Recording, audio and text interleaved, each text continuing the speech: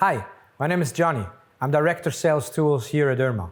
And here at Urma, we're always talking about exchangeable head systems and super precise interfaces.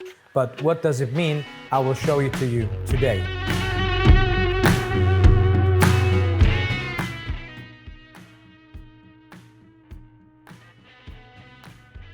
So here on the example of the MX Diamond, we firstly assemble the tool, then we place our indicator on the face here to adjust the axial runout. After you've done that, you take your tool out, place your coolant disc on the holder, and after that, assemble your insert, and then you're ready to go. And now I'm gonna take the tool and place it into the machine. So to set the runout, the axial runout in your machine, you basically put here your indicator. Of course, you have to remove your coolant disc. Then you have 4 screws to adjust your axial runout.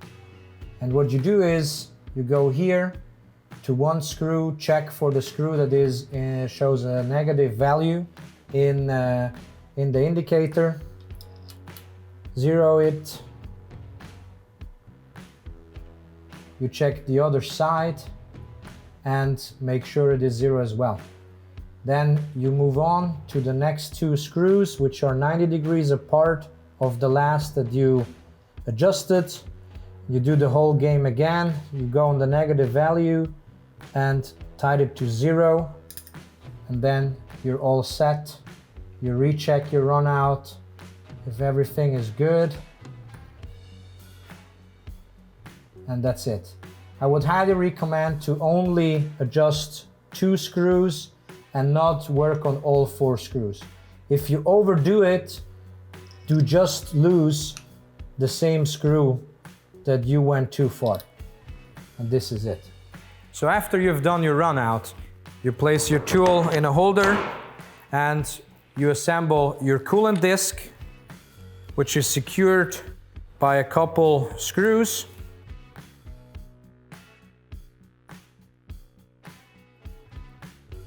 Put them in one by one. All right, after you have secured your coolant disc, you can tighten all the screws firmly down. After that, please make sure that your interface is clean. Then you take your insert,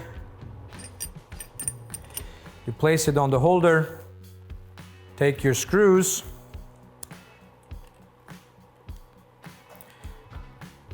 and secure the cutting ring. Make sure to tighten the screws across to each other. All right, and the last one. So when you're done, you're already ready to go.